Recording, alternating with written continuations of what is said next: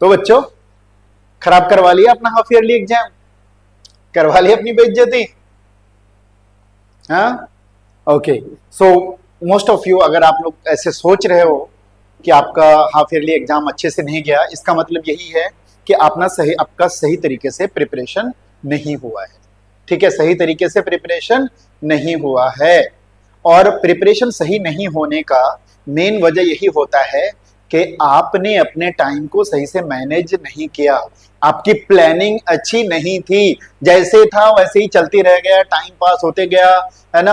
अप्रैल से कब मई हो गया, जून हो गया, जुलाई, एंड देन सितंबर आ गए और एग्जाम में सीधे अपीयर होने पड़े, और रिजल्ट कैसा आया, यू नो बेटर। ठीक है, सो जिसका भी रिजल्ट खराब हुआ है, सबसे पहले तो मैं उससे बात करूंगा कि भाई आपको अपना एक प्रॉपर प्लानिंग जरूरी है। ठीक है, आपके लिए प्रॉपर प्लानिंग जरूरी है। और जो वो लोग हैं जिन्होंने प्लानिंग तो अच्छे से करी, फिर भी एग्जाम में थोड़ा बहुत चूक कर गए, तो इसका मतलब उनके खुद के प्लानिंग का रिफाइनमेंट करना बहुत जरूरी है, उसको इंप्रूव करना बहुत जरूरी है। क्योंकि आपको क्या लगता है, ये जो टॉपर्स आते हैं क्या पेड़ पर उगते हैं या अलग सा कुछ पैदा होता है? ऐसा कुछ नहीं भाई, आप ही लोगों में से है। एक एवरेज स्टूडेंट भी टॉपर बन सकता है, सिर्फ जरूरी है कि एक प्रॉपर प्लानिंग हो और उस सही से टाइम मैनेज करे वो।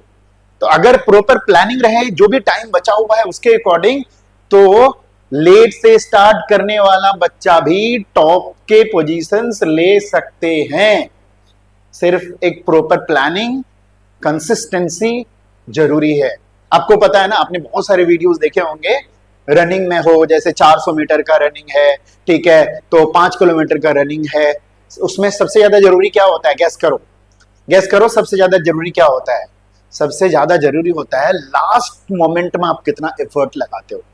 चाहे आप शुरू में कितना भी दौड़ लिए हो, बहुत स्लो दौड़े हो, तेज दौड़े हो, लेकिन अगर आपने लास्ट मोमेंट में सही नहीं करा, ठीक है, सही से एफर्ट नहीं लगाया, तो आपका कुछ नहीं होने वाला। टॉप में कहां जाओगे? पीछे ही रह जाओगे आप। हाँ, शायद अच्छा से मेहनत करोगे तो पास हो जाओगे, ये हो सकता है, लेकिन अच्छे मार्क्स नहीं ला पाओगे आप।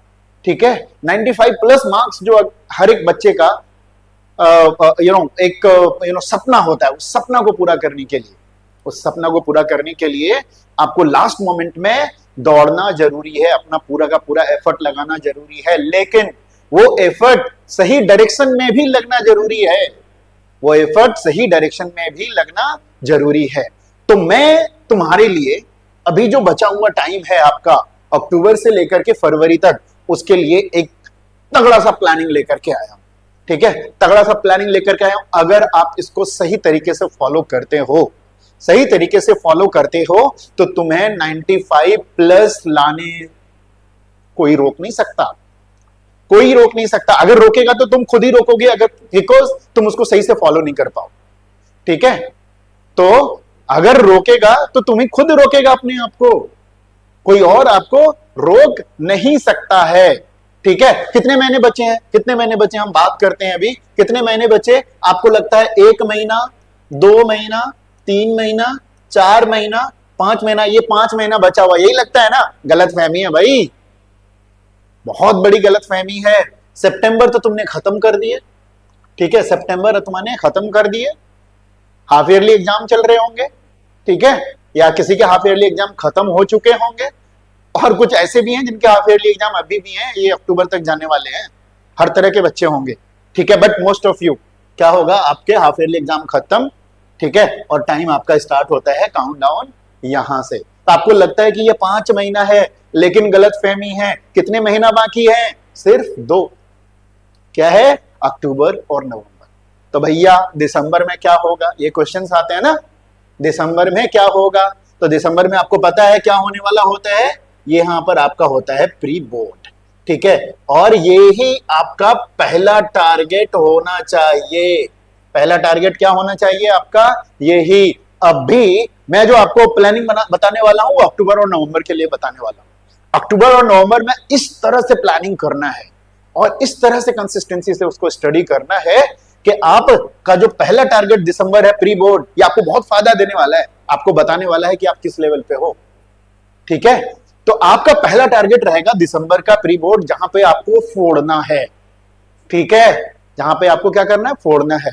और वहां पे ये भी देखना है कि अभी तक जो आपने तैयारी करी, क्या गैप बचा हुआ है, उस गैप को बेसिकली जनवरी और फरवरी तक, फरवरी तो मान के चलो कि ऑलमोस्ट खत्म है, 15 फरवरी से एग्जाम रहेंगे, ठीक है, ठीक है। तो आपका क्या बचता है, दिसंबर का कुछ बचेगा, जनवरी बचेगा, इसमें वापस से सिर्फ और सिर्फ क्या करने हैं, रिविजन्स करने, जो भी आप यहां पे कंप्लीट करोगे।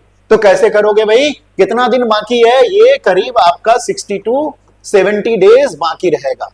कितने दिन है, 60 to 70 डेज बाकी हैं। ये 60 से 70 दिन अलग अलग बच्चों के अलग अलग होंगे, ठीक है, किसी के लेट से स्टार्ट हो रहे होंगे प्री बोर्ड, किसी के थोड़े पहले हो रहे होंगे। तो अराउंड मैं बात करता हूं, आपके पास 60 से 70 दिन का टाइम है। और ये 60 से 70 दिन, ठीक है, आपका एक भी दिन नागा नहीं होना चाहिए, ठीक है। इतना परफेक्ट प्लानिंग करना है, और उस प्लानिंग के अकॉर्डिंग आपको इतना अच्छे से मेहनत करना है, जो कि मैं बताने वाला हूं आपको कैसे करना है, कि आप अपना पहले टारगेट में बेस्ट करो, पहले टारगेट में आप बेस्ट करो, एंड देन जो भी गैप रहेगा, जो बचा हुआ चीज रहेगा, उसको उसके बाद कंप्लीट करना है, ठीक है। गैप का मतलब कहां पे कमी हो रही है, क्या चीज समझ में नहीं आ रहा है, कहां पे आप पढ़ते हो और अच्छे से नहीं कर पाते हो, उसको फुलफिल करना है, माने के रिवीजन करने हैं, आपको रिवीजन करने और प्रैक्टिस करने, ठीक है। प्रैक्टिस के लिए मॉडल पेपर्स हैं, ठीक है, प्रीवियस ईयर के क्वेश्चंस हैं, ये सारे के सारे प्रैक्टिस करने, ठीक है। तो चलिए देखते हैं कैसे हम ये 60 to 70 डेज का टारगेट लेकर के करेंगे। तो कैसे करेंगे, सबसे पहला स्टेप क्या रहेगा, सबसे फर्स्ट स्टेप, ठीक है, स्टेप 1, आपको क्या बनाना है, ट्रैकर बनाना है। क्या बनाने हैं, ट्रैकर, ठीक है, आपको क्या बनाने हैं, ट्रैकर बनाने हैं। अक्टूबर से आप अपने सामने कैलेंडर लेकर के बैठ जाओ, या फिर नीचे टेबल के नीचे रख लो, या फिर लटका दो 1 अक्टूबर से, ठीक है। 1 अक्टूबर से आपका कैलेंडर आपके सामने होना चाहिए, 1 2 3 4 5 6 7 सैटरडे संडे सब के सब, ये सारे के सारे आपके होने चाहिए। तो पहला स्टेप जो है वो है ट्रैकर। क्या कि आपने जो प्लान बनाया है ये 60 से 70 दिन का, ठीक है, जिसमें आपको सारे के सारे सिलेबस कवर करने हैं, ठीक है, सारे के सारे सिलेबस कवर करने हैं, ठीक है। ये उन दोनों तरीके के बच्चों के लिए है, जिसने अभी तक कुछ नहीं किया उसके लिए भी है मेरे पास, और जिसने अभी तक अराउंड 60 to 70% सिलेबस कंप्लीट कर लिया है, बाकी के बच्चों पे करेंगे, उनके लिए भी है मेरे पास। दोनों के लिए पक्का फुल प्रूफ प्लानिंग है। उस प्लानिंग को आप अगर अच्छे से फॉलो करते हो, ठीक है, ईमानदारी से फॉलो करते हो, तो मैं लिख करके देता हूं कि आपको 95% से कम नहीं आ सकता। ईमानदारी से फॉलो करना है। स्टेप 2 क्या है, डेली 2 से 4 आवर्स आपको पढ़ने हैं। बस ज्यादा का टारगेट नहीं दे रहा हूं, डेली 2 से 4 घंटे आपको पढ़ने हैं। क्या पढ़ने, कैसे पढ़ने, वो मैं आगे बताने वाला हूं। पहला आपने क्या, ट्रैकर बना लिया। ट्रैकर का मतलब आपके सामने आपका कैलेंडर विद डेट रहेगा, ठीक है। और दूसरा स्टेप क्या है, आपको डेली का टारगेट, क्या टारगेट है, 2 से 4 घंटा स्टडी करना है। कम से कम 2, मैक्सिमम आप 4 घंटा करते हो स्कूल के बाद, वो आपको करने हैं। इसका भी टाइम मैनेजमेंट मैं बाद में एक प्यारा सा वीडियो बना करके दे दूंगा, कैसे आप अपने 24 आवर को मैनेज करते हो ड्यूरिंग दिस पीरियड, ठीक है, वो मैं आपको सेपरेट वीडियो में बताने वाला हूं, ठीक है। फिलहाल अभी आप देखो 2 से 4 घंटा अगर आपने पढ़ा है तो उस दिन क्या करोगे, आप टिक लगाओगे, ठीक है। 2 घंटा तक पढ़ लिया तो आपको टिक लगाना है, 3 घंटा पढ़ लिया टिक लगाना है, 4 घंटा पढ़ लिया टिक लगाना। अगर नहीं पढ़ा तो उसको आपको क्या करना है, कट करना है, कट करना है। 2 घंटे से कम हुआ, याद रखो मेरी बात, 2 घंटे से अगर कम हुआ तो आपको कट लगाना है, और आपको गिल्ट आनी चाहिए उस दिन, आपको उस दिन गिल्ट आनी चाहिए कि आपका बोर्ड आने वाला है और आप लास्ट स्टेज में हो। इसके बाद फिर आपके पास टाइम नहीं मिलने वाला है, ठीक है, इसके बाद आपको टाइम नहीं मिलने वाला है, और आपने उस दिन नहीं पढ़ी। ऐसी भी क्या मजबूरी थी, ऐसी भी क्या मजबूरी थी। अगर वो मजबूरी है तो उस मजबूरी का सॉल्यूशन ढूंढो भाई, उस मजबूरी का सॉल्यूशन ढूंढो, ठीक है। तो आपको कम से कम 2 घंटे पढ़ने हैं, ज्यादा से ज्यादा 6 घंटे, 4 घंटे 5 घंटे पढ़ो, आप कोई दिक्कत नहीं है। अगर आपको लगता है कि और रिक्वायरमेंट आप पढ़ो, मिनिमम 2 घंटे कंसिस्टेंसी के साथ एवरीडे आपको पढ़ना है। अगर 2 घंटे से कम पढ़ा तो आपको कट लगाने हैं और आपको गिल्ट आनी चाहिए। और उस गिल्ट को पूरा करने के लिए अगले दिन जब आप कंप्लीट करोगे, साथ में एक प्लस दोगे। ठीक है, प्लस क्या दोगे? जो इधर की रिकवरी थी, जो भी आपने कम करा था, उसको इधर पूरा करोगे। ठीक है, ये है सेकंड स्टेप। पहला और दूसरा आपने कर लिया ना, आप जंग जीत गए। ठीक है, आप जंग जीत गए। कैसे करना है अभी मैं बताने वाला हूं आगे चल करके। ठीक है, तो पहला क्या, आपको ट्रैकर बनाने हैं। ये 60 to 70 डेज, मतलब अक्टूबर 1 से लेकर के कहां तक? दिसंबर तक, जब तक आपका प्री बोर्ड ना हो जाए तब तक। और उस ट्रैकर के साथ साथ आपको क्या टारगेट बनाना है? एवरी डे कम से कम 2 घंटा, ठीक है, 3 घंटा, उसके अलावा 4-5 घंटा, जैसा आपको टाइम लगे। छुट्टी के दिन आप 8 घंटा 10 घंटा भी पढ़ सकते हो। ठीक है, अपना जो भी बैकलॉग है उसको पूरा कर सकते हो। ओके, ये 2 चीज है। चलिए, पढ़ना क्या है वो हम बताते हैं कि कैसा रहेगा, कैसे सब्जेक्ट्स को आपको कवर करेंगे। चलिए, हम सबसे पहले अपने सब्जेक्ट से स्टार्ट करते हैं। फिजिक्स की बात करते हैं। सबसे पहले फिजिक्स की बात करते हैं। तो जिन बच्चों ने कॉन्टिन्यूअसली अच्छे से पढ़ा है, उनके पास अच्छे से नोट्स हैं, तो वो जाएंगे नोट्स पढ़ेंगे। ठीक है, चैप्टर 1 से स्टार्ट करेंगे। ठीक है, चैप्टर 1 से स्टार्ट करेंगे, अपना नोट्स रिवीजन करेंगे। और जिसने अभी तक कुछ खोला ही नहीं, कुछ देखा ही नहीं, तो उनके लिए थोड़ा सा आसान कर सकता हूं मैं क्या, कि आप 1 शॉर्ट लेक्चर किसी भी अच्छे टीचर का, लगभग सारे टीचर अच्छे पढ़ाते हैं, 1 शॉर्ट लेक्चर आप देख लो।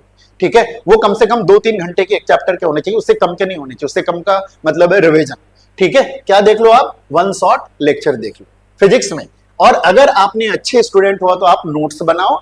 ठीक है, और रिवीजन करो। अच्छा, रिवीजन करते वक्त आपको क्या प्रिपेयर करना? साथ में फॉर्मूला सीट। फिजिक्स है ना बाबा, हर टॉपिक में जो भी फॉर्मूलाज आ रहे हैं उस फॉर्मूला को आप नोट करते जाओ। एंड देन जो एग्जांपल्स के क्वेश्चन होते हैं उसके न्यूमेरिकल सॉल्व करते जाओ। फॉर्मूला सीट आपके पास बनना चाहिए, न्यूमेरिकल सॉल्व करते जाओ। और न्यूमेरिकल सॉल्व करते वक्त आप फॉर्मूला सीट से फॉर्मूला देख सकते हो। फिजिक्स में फॉर्मूला बेसिकली गॉड है, आपके सारे न्यूमेरिकल फॉर्मूला के बेस पे ही होंगे।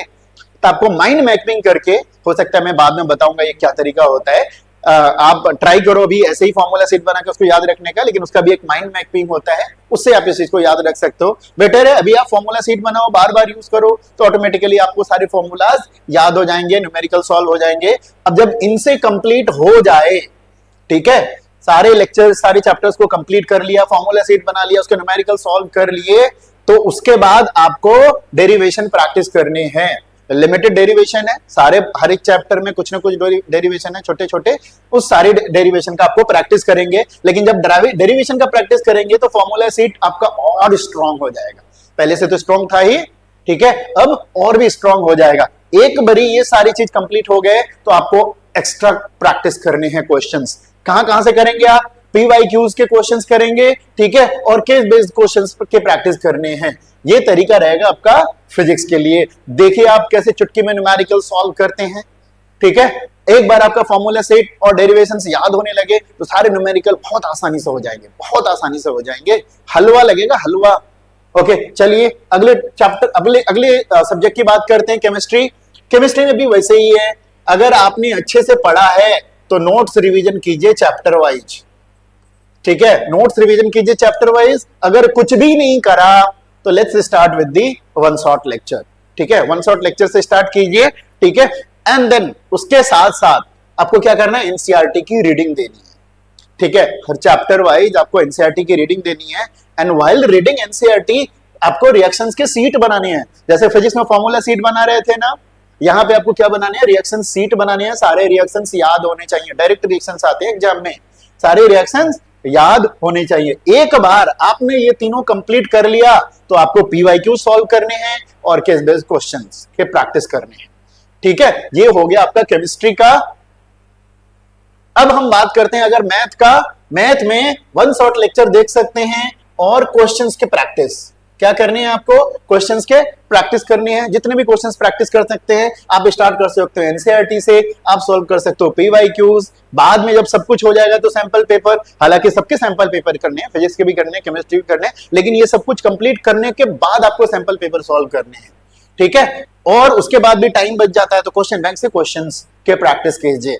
अल्टीमेटली मैटर करता है आपका क्वेश्चंस का प्रैक्टिस हर एक सब्जेक्ट में, फिजिक्स में, केमिस्ट्री, बायोलॉजी, मैथ, चाहे जो भी चीज है, लास्ट में फंडामेंटली मैटर ये करता है कि आप क्वेश्चन कैसे सॉल्व कर पाते हो। इसलिए practicing of question solving is very necessary. वो रामबाण है, ठीक है। क्या है वो? रामबाण है क्वेश्चन का प्रैक्टिस, ठीक है। चलिए अब हम बायोलॉजी के लिए क्या कर सकते हैं? वन शॉट लेक्चर देखिए और नोट्स, ठीक है। आपने नोट्स जो बनाया वो नोट्स पढ़िए। नोट्स पढ़ने के साथ साथ आपको एनसीईआरटी की रीडिंग देनी है।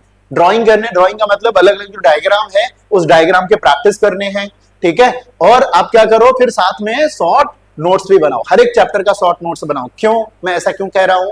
क्योंकि जब आपका कंप्लीट हो जाए और आपको बाद में रिवीजन करना पड़ता है तो रिवीजन के वक्त वापस से आपको पूरे के पूरे पढ़ने पड़ेंगे। तो आपने अगर शॉर्ट नोट्स बना लिया है तो रिवीजन में आपको हाफ एन आवर में पूरा का पूरा एक चैप्टर कंप्लीट कर लोगे।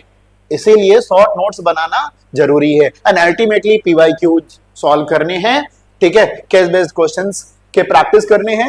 लास्ट 10 साल के क्वेश्चन बैंक आप ले लेना, वहां से क्वेश्चंस का प्रैक्टिस स्टार्ट करो, ठीक है। तो ये आपको अल्टीमेटली यही आपको मेन हेल्प करेगा एग्जाम में, ठीक है। ये रहा हमारा बायोलॉजी का। सिमिलरली इंग्लिश के लिए वन शॉट लेक्चर दे सकते हो, एनसीईआरटी आप पढ़ सकते हो, रीडिंग एंड देन ग्रामर का स्टडी कर सकते हो। अल्टीमेटली इसमें मैटर करेगा आपका प्रैक्टिस। बहुत लिखना पड़ता है भाई, हिंदी और इंग्लिश दोनों की बात कर रहा हूं, बहुत लिखना पड़ता है। तो लिखने का प्रैक्टिस करो, जितना लिखना है लिखो। Practice practice practice practice practice. आपको 3 घंटे सिर्फ लिखने पड़ेंगे, बहुत लिखना पड़ता है। तो प्रैक्टिस लिखने का इसमें अल्टीमेटली आपको करना है। चलिए सोशल साइंस हमारा बचा है, ठीक है। सोशल साइंस ये 10th वाले के लिए ज्यादा इंपॉर्टेंट रखता है। आपको क्या देखना है इसके लिए भी? वन शॉट लेक्चर्स, या फिर आप क्या कर सकते हो इसके भी नोट्स अगर आपके पास हैं तो अपने नोट्स पढ़ो, क्योंकि आप अपने नोट्स में फाइन ट्यून्ड हो ऑलरेडी। अपने नोट्स में आप फाइन ट्यून्ड हो, so better to have your own notes, ताकि उसको दोबारा रिवीजन करोगे तो आपको टाइम लगेगा। आप अलग अलग टाइम में अलग अलग नोट्स कभी मत देखना। आपने जो नोट्स प्रिपेयर करा है वो नोट्स ही आपके लिए बेटर रहेगा, क्योंकि आप उसके साथ ट्यून हो। वापस रिमेंबर करने की कोशिश करोगे तो फौरन याद हो जाएगा, ठीक है। इसीलिए बेटर है, better to have your own notes. अपना नोट्स अपने पास रखो, बिल्कुल, ठीक है। चलिए इसमें क्या करना पड़ेगा? टॉपिक बाय टॉपिक आपको एनसीईआरटी रीड करो, क्वेश्चंस वहीं से आते हैं, ठीक है। हर एक चैप्टर का शॉर्ट नोट्स बनाओ, ठीक है। शॉर्ट नोट्स तो बनाओ, लेकिन जैसे हिस्ट्री में है डेट्स का अलग से सीट बना लो, सारे याद रखो। मैप्स का याद रखो, कौन चीज कहां पर है, कैसे है, क्या लोकेशन से है, ये सारी चीज स्पेशली इसका याद रखना पड़ेगा। एंड देन अल्टीमेटली पीवाईक्यूज और केस बेस्ड क्वेश्चंस के प्रैक्टिस करनी है, ठीक है। ये तो कर लिए, लेकिन फाइनली इसमें लिखने बहुत पड़ते हैं, तो राइटिंग प्रैक्टिस बहुत जरूरी है। राइटिंग प्रैक्टिस बहुत जरूरी है। तो ये सारे स्टेप थे जिसको आपको एक प्लानिंग आपने करना है, एंड देन चैप्टर 1 से स्टार्ट करना है हर एक सब्जेक्ट का, और इस 2 महीने में इसको पूरा खत्म करना है। अगला मैं एक और वीडियो लेकर के आऊंगा जिसमें आपका 24 आवर्स का जो टाइम मैनेजमेंट है वो मैं आपको एक अच्छा सा बना करके दूंगा, जिसको अगर आप फॉलो करते हो तो बहुत बढ़िया से आप अपने टॉप पोजीशन तक पहुंच सकते हो। मैं वो जल्दी ही वो वीडियो बना करके डालूंगा, लेकिन अभी आप इस प्लानिंग को फुलफिल करो एंड देन अपना काम स्टार्ट कर दो। यही काम है तुम्हारा ये नेक्स्ट 4 से 5 महीना, सिर्फ 10th बोर्ड 12th बोर्ड, बस यही तुम्हारा फोकस होना चाहिए, यही तुम्हारा लक्ष्य होना चाहिए, इसके अलावा कुछ और नहीं होना चाहिए। चलिए good bye, best of luck.